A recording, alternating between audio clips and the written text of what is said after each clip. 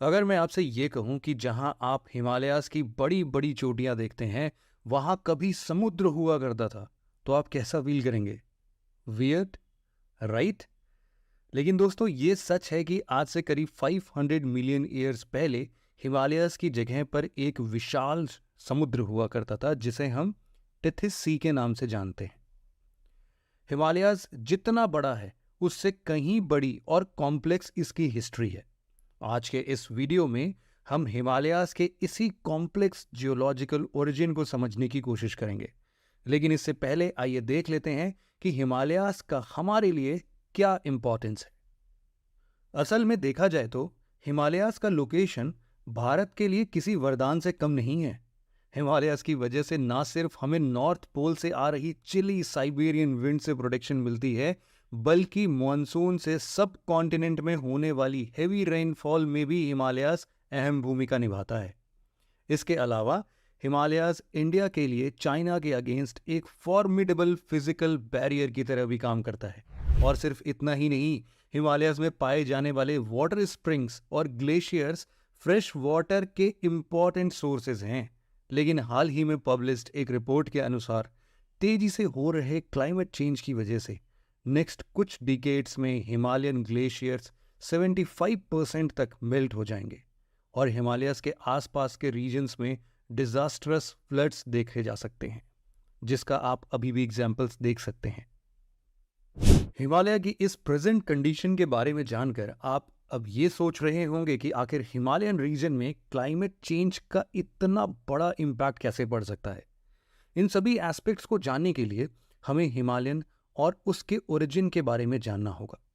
लेकिन इससे पहले कि हम हिमालयस का कॉम्प्लेक्स जियोलॉजिकल हिस्ट्री समझें, आइए ब्रीफली समझने की कोशिश करते हैं कि आखिरकार माउंटेन्स फॉर्म कैसे होते हैं। माउंटेन्स कई तरीके के होते हैं, जैसे कि volcanic mountain, fold mountain, plateaus के फॉर्म में, फॉल्ट, ब्लॉक और डोम शेप्ड माउंटेन।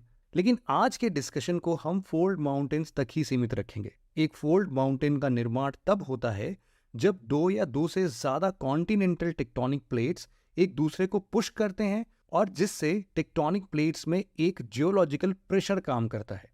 इस प्रेशर की वजह से रॉक्स, डिब्रीज एटसेट्रा फोल्ड होकर सरफेस पर माउंटेन्स बनकर अपीयर होते हैं।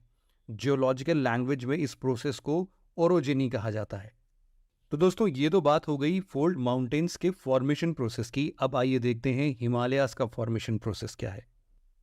हिमालयन माउंटेन्स वर्ल्ड की टॉलेस्ट माउंटेन रेंजेस हैं, जो वेस्ट में पामिर नॉट से शुरू होकर ईस्ट में पूर्वांचल माउंटेन्स तक फैली हुई हैं। हिमालयन माउंटेन्स कोई एक माउंटेन नहीं है, बल्कि कई सारे माउंटेन रेंजेस का एक ग्रुप है, जिसमें trans Himalayas, greater Himalayas, lesser Himalayas, outer Himalayas और पूर्वांचल हिमालयास शामिल हैं। ट्रांस हिमालयास को हम लोग फर्दर बाइफरकेट कर सकते हैं काराकोरम, लद्दाख, कैलाश और जस्कर रेंजेस में। हिमालयास के फॉर्मेशन पीरियड में लगे समय के बारे में जियोलॉजिस्ट का कहना है कि हिमालय केवल एक ही बार में फॉर्म नहीं हुआ है, बल्कि इसके फॉर्मेशन एंड डेवलपमेंट में एक लंबा समय लगा है, जिसे हम डिफरेंट फेजेस में डिवाइड कर सकते हैं। हिमालयन रेंजेस का फॉर्मेशन इंडियन प्लेट और यूरेशियन प्लेट के कोलिजन से हुआ है। असल में क्रिटेशियस पीरियड में इंडियन प्लेट गोंडवाना लैंड से अलग होकर नॉर्थवर्ड ड्रिफ्ट करने लगा और आगे चलकर इंडियन प्लेट का यूरेशियन प्लेट के साथ कोलिजन हुआ, जिसमें इंडियन प्लेट टिथिस सी में सबडक्ट हो गया और टिथिस सी का फ्लोर अपने सारे सेडिमेंट्स के साथ राइज होने लगा। इंडियन प्लेट के कांस्टेंट नॉर्थवर्ड मूवमेंट की वजह से सेडिमेंटेशन और प्रेशर दोनों बढ़ता गया और सी फ्लोर के सेडिमेंट्स की लेयर्स फोल्ड होकर राइज होने लगी और इस तरह हिमालय माउंटेन्स राइज होना स्टार्ट हुआ। हिमालयन फॉर्मेशन के फर्स्ट फेज में ट्रांस हिमालयास और ग्रेटर हिमालयास का फॉर्मेशन हुआ। जैसा कि हमने पहले बताया कि हिमालयन माउंटेन्स का फॉर्मेशन टेथिस सी के फ्लोर के राइज करने से हुआ है। इससे हमें ये पता चलता है कि ट्रांस एंड ग्रेटर हिमालयास के फॉर्मेशन में टेथिस सी के ओरिजिनल फ्लोर सेडिमेंट्स का इंपॉर्टेंट कंट्रीब्यूशन था। असल में काराकोरम रेंजेस में पाई जाने वाली सेडिमेंट्स का कलर ब्लैक होने के पीछे टेथिस सी में पाए जाने वाले लिविंग क्रिएचर्स को माना जाता है, जो अंडर एक्सट्रीम प्रेशर और सेडिमेंटेशन के कारण ब्लैक फॉसिल्स में बदल गए और इस वजह से ट्रांस हिमालयास के ज़्यादातर माउंटेन्स ब्लैक अपीयर होते हैं। इसके अलावा ट्रांस हिमालयाज रेंजेस में ग्लेशियर्स के वास्ट रिजर्व्स भी शामिल हैं। वर्ल्ड की सेकेंड हाईएस्ट पीक और इंडिया की हाईएस्ट पीक K2, जिसे हम गॉडविन ऑस्टिन के नाम से भी जानते हैं, ये पीक भी ट्रांस हिमालयाज में ही लोकेटेड है। इन माउंटेन रेंजेस की एवरेज हाइट 3000 मीटर और एवरेज विड्थ 40 किलोमीटर्स हैं। ट्रांस हिमालयाज का ज़्यादातर पार्ट तिब्बत रीजन में आता है और इंडिया में ये मेनली जम्मू एंड कश्मीर और लद्दाख रीजन में फैला हुआ है। बात अगर अब ग्रेटर हिमालयन रेंजेस की जाए तो ये रेंजेस मेनली आर्कन रॉक से बनी हुई है और ये रेंज वेस्ट में नंगा पर्वत से आर्क बनाते हुए ईस्ट में नामचा बरवा पीक तक कॉन्टिन्यूअस है। जोजिला, बुर्जिल्ला, शिपकीला और नाथुला इस रेंज में लोकेटेड कुछ इंपॉर्टेंट पासेस हैं। इसकी एवरेज हाइट 6100 मीटर्स है, जबकि एवरेज विड्थ अप्रॉक्सीमेटली 25 किलोमीटर है। हिमालयन की मैक्सिमम हाईएस्ट पीक जैसे mount Everest, Kanchenjunga, K2, Dhaulagiri, नंगा पर्वत, अन्नपूर्णा इसी रीजन में आते हैं, जिनमें से माउंट एवरेस्ट वर्ल्ड की हाईएस्ट पीक है, जबकि K2 और कंचनजंगा भारत की first and second highest peak है। Trans Himalayas and middle Himalayas के बीच में ही काठमांडू वैली सिचुएटेड है। इंडिया में ग्रेटर हिमालयाज की माउंटेन रेंजेस जम्मू कश्मीर से लेकर सिक्किम तक फैली हुई है। ट्रांस और ग्रेटर हिमालयन रेंजेस के बाद लेसर हिमालयाज या मिडिल हिमालयाज का फॉर्मेशन हुआ। ट्रांस हिमालयाज के राइज होने के बाद भी इंडियन प्लेट और यूरेशियन प्लेट एक दूसरे से कॉन्टिन्यूसली कोलाइड कर रही हैं और इसी कॉन्टिन्यूस कोलिजन की वजह से मेन बाउंड्री फॉल्ट पर deposited sediments folded mountain ranges के रूप में राइज करने लगे, जिसे हम लेसर हिमालयाज के नाम से जानते हैं। पीर पंजाल, धौलाधर, मसूरी रेंज, नाग टिबा और महाभारत रेंजेस लेसर या मिडिल हिमालयाज के कुछ इंपॉर्टेंट रेंजेस हैं। आज के ज़्यादातर हिल स्टेशन जहां आप घूमने जाते हैं, जैसे कि शिमला, मसूरी, रानीखेत, नैनीताल, अल्मोड़ा और दार्जिलिंग, ये सब भी लेसर हिमालयाज में ही लोकेटेड हैं।